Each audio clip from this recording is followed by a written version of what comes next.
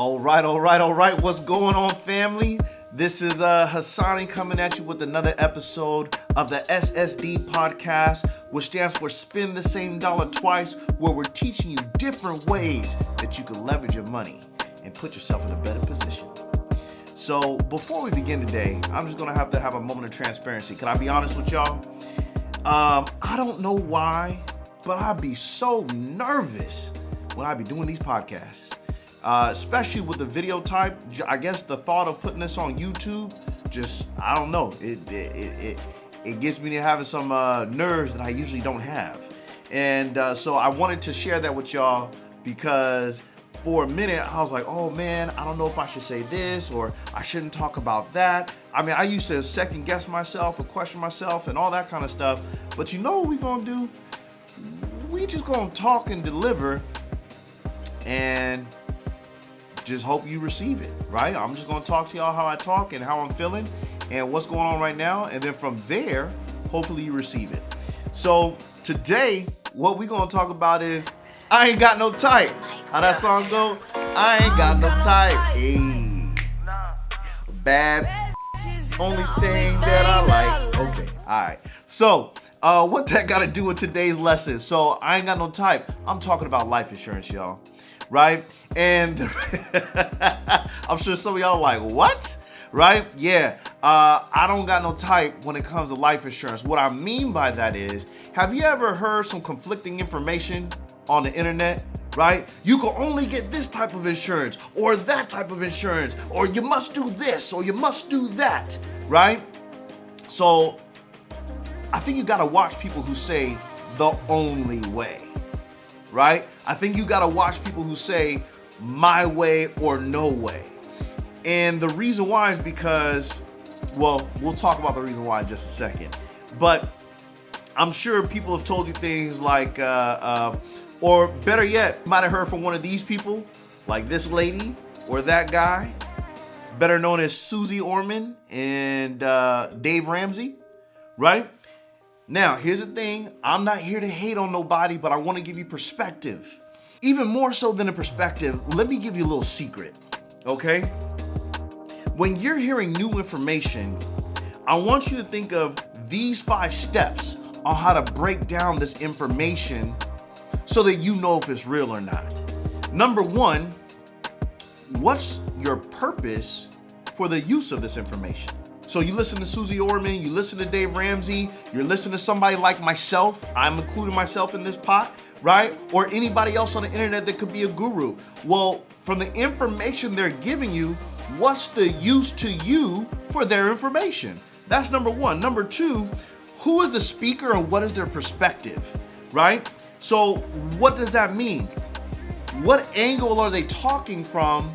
Is it based on their personal experience? Is it based on general experience? Is it based on paid experience, right? In other words, what do I mean by that? There's some times where people talk and they're only allowed to talk within a certain box because of the channel that they're speaking through, right? There are other people who are speaking purely from a personal perspective. So their personal situation may not even match yours, right? So you want to make sure you're looking at things like that, right? Are they being objective or are they being very subjective, right? For those who don't know, objective meaning, are they looking at this, removing themselves and their personal influence from the situation? Or are they involving everything and all their personal experience and all their personal feelings and swaying you based on what they personally feel or what somebody else told them, right? Or swayed them to feel. So that's number 2. Number 3, how do they make money? I'm gonna give you a very important question. Who pays Dave Ramsey's checks? Or who writes them, I should say. Who writes Susie Orman's checks? And once we start following those checks, is what they say in favor of the people that write their checks. Now, I'm gonna give you a better example. Myself, I'm actually a licensed agent. So am I purely gonna speak from the example that I can only make money? Most times, people will only talk to you from the perspective they can make money. In my case, I try to be objective. I'm not always objective, and that's just me being honest. I try to be objective, or if I'm not, I warn you. I say, hey, this is just my personal opinion, or hey, this is how I feel about. If it's something that I don't get paid for, I let you know, hey, this is how I feel about this. I don't even get paid for it, but here's what you could do, right? So you want to look at that kind of stuff, because when you understand that, it gives you a solid base on who's this person talking and how can you listen to them. And then number 4, how does the info relate to your outcome, right? So what do I mean by that? They might advise you to do certain things because the advice they're giving you has XYZ outcome, but you want an ABC outcome. Let me give you an example. They advise you that term insurance is the only insurance that you should buy. Or not they, but some people advise you that term insurance is the only insurance you should buy. Well, that's true if your only outcome is to be insured for X amount of time. There are some people that advise you that you only should be buying a whole life. Well, that's only true if you're looking to be covered for X amount of time and you're okay with paying higher premiums for X amount of time. So you see what I'm saying? What is the outcome that you're looking to have? So based on the information that I give, or based on the information that someone else gives, does it match that outcome? All right. And then, so that was number 4. Number 5, can you verify their information through 2 other unrelated sources, right? Sometimes you just got to make sure people ain't bull jiving you, right? As Shannon Sharp likes to say, right? So you want to verify them through 2 other unrelated sources. These are the type of things that I like to practice. I can get excited about somebody to spend some information to me, but I'm going to verify it before I act on it. And why do I do that? Because I've gotten burned before, because I've messed up before, because I went too fast, too soon before, too hard, too fast, too furious, right? And I end up getting burned. So I learned, okay, receive the info. Oh, this is some good stuff. Verify the info. Okay, green light, let's go, right? Then I'm going hard. And that came with wisdom. So again, the secret that I can give you when you are hearing somebody talk on the internet and it might be conflicting information. Again, number 1, what is your purpose of use? Number 2, who is the speaker and what is their perspective when they're talking? Number 3, how do they make money? Number 4, how does it relate to your outcome that you want? And number 5, can you verify their comments or their information through 2 unrelated sources? These are the things that you could take with you, and now you can process whatever you hear on the internet, right? So that's just some stuff that I wanted to give to everybody, because here's the deal, y'all. What's the problem right now? What's the problem? Well, when it comes to life insurance or anything in general, we're finding that people are having analysis paralysis. You hear something like infinite banking on the internet, and you're like, wow, this is some good stuff, but you don't act on it for 1.5 years, 2 years. What? Why?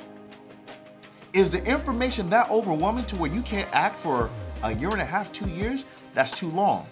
One of 2 things. Either it's not a priority to you, or yeah, you're doing too much research, man. I can't even think of nothing else. Like, that's just bad, right? What's a good time? I mean, it's relative to the situation, but I can tell you specifically from infinite banking, it shouldn't take you 1.5 years, 2 years, right? With that in mind, for example, I have been meeting too many professionals that don't have life insurance at all, okay? So I'm gonna be very blunt with you. I'm not the type of person to say you need this type of life insurance or that type of life insurance. I'm the type of person that says, whatever life insurance fits your boat, you need to get it. Because I've been meeting too many professionals that don't have life insurance. Let me give you an example. The base purpose of life insurance. And notice I said base. Why? Because there's levels to this thing. And we're gonna get into that later, but hopefully I want you to understand what I'm telling you. We're gonna talk about ground level, or no, we're gonna talk one up from the ground. So at almost base level, the purpose of insurance is these key things. So I want you to think of the word called D.I.M.E. D.I.M.E. So D-I-M-E, right? So the purpose of life insurance is to pay off your debt, replace your income for 10 years, pay off your home, and send your babies to school. And per child, you should be able to qualify for at least $100,000 to send them to a university per child, right? And so with that in mind, if life insurance doesn't do that, then you're underinsured. Let me give you an example. So I live in the Bay Area, and I've been coming across professionals that's like, oh yeah, I'm covered through my job. I'm good with the life insurance, Asani. Oh, okay. So, and then we talk about it, and they be like, oh, it's $250,000. What? Wait a minute. And what's crazy is they live in a house, because y'all know in the Bay Area, a shack costs $500,000. A shack costs $500,000. So they live in the Bay Area. Their house is worth $500,000. They have retirement for, let's say, $100,000. They have a couple of other assets, and then they have a wife and a couple of kids, or they have a husband and a couple of kids, and their life insurance is only for $250,000. So let's say you're the working spouse, you have a spouse, you have 3 children, and you have a little bit of debt from college. So let's say $80,000. Well, wait a minute. If you have $250,000 of life insurance and your house is worth $500,000 on the cheap side, you have an $80,000 to $100,000 of debt, and you make $100,000. Well, then what is the life insurance going to do for your family besides nothing? How do we know? Well, okay, it'll pay off your debt. It won't pay off your house. It won't replace your income for the next 10 years, because 100,000 times 10 is $1 million. So you definitely don't have $1 million. And then last but not least, your kids won't be able to go to no school because you only have $250,000. So maybe it will pay a couple of bills for a couple of months, right? 24, 36 at the most. Okay. So I want you to think about it like that and take the time to assess yourself. Are you properly insured?